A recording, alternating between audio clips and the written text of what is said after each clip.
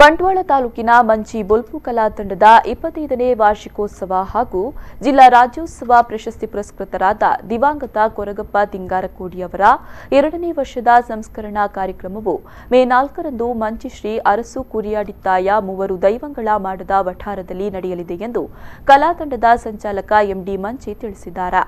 Bantwal press ಕ್ಲಬ್ನಲ್ಲಿ ಈ ಬಗ್ಗೆ ಸುದ್ದಿಗೋಷ್ಠಿಯಲ್ಲಿ ಮಾತನಾಡಿದ ಅವರು, ಹಿರಿಯ ಯಕ್ಷಗಾನ ಕಲಾವಿದ ಸರಪಾಡಿ ಅಶೋಕ್ ಶೆಟ್ಟಿ ಅವರು ಕಾರ್ಯಕ್ರಮವನ್ನು ಉದ್ಘಾಟಿಸಲಿದ್ದು, ಚಿಣ್ಣರ ಲೋಕ ಸೇವಾ ಟ್ರಸ್ಟ್ನ ಸಂಚಾಲಕ ಮೋಹನ್ ದಾಸ ಕೊಟ್ಟಾರಿ ಸಭಾಧ್ಯಕ್ಷತೆ ವಹಿಸಲಿದ್ದಾರೆ ಎಂದು ವಿವರಿಸಿದರು.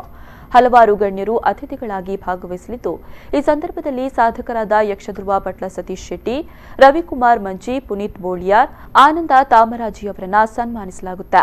ಬಳಿಕ ಪ್ರಜ್ವಲ್ ಮತ್ತು ದೀಪಿಕಾ ಅವರಿಂದ ನೃತ್ಯ ವೈಭವ ಹಾಗೂ ಜಿಲ್ಲೆಯ ಹೆಸರಾಂತ ಕಲಾವಿದರ ಕೂಡುವಿಕೆಯಲ್ಲಿ ಯಕ್ಷಗಾನ ಬಯಲಾಟವು ಜರುಗಲಿದೆ ಎಂದರು. ಈ ಒಂದು ಕಾರ್ಯಕ್ರಮದಲ್ಲಿ ಪಾಲ್ಗೊಳ್ಳಲಿದ್ದಾರೆ. ಅದರೊಂದಿಗೆ ನಾವು ಈ ಒಂದು ಕಾರ್ಯಕ್ರಮದಲ್ಲಿ ಮುಖ್ಯವಾಗಿ 4 ಮಂದಿ ಸಾಹಿತ್ಯ ಕಲಾವಿದರನ್ನ ಗುರುತಿಸ್ತಾ ಇದ್ದೇವೆ.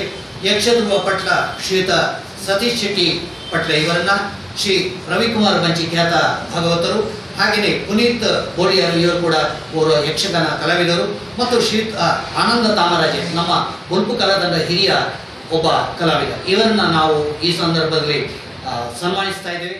ಸುದ್ದಿಗೋಷ್ಠಿಯಲ್ಲಿ ಕಲಾ ತಂಡದ ಸಂಚಾಲಕ ವಿಮಲೇಶ್ ಶಿಂಗಾರಕೋಡಿ, ಅಧ್ಯಕ್ಷ ಅಶೋಕ್ ಬಿ ಅವರು ಉಪಸ್ಥಿತರಿದ್ದರು.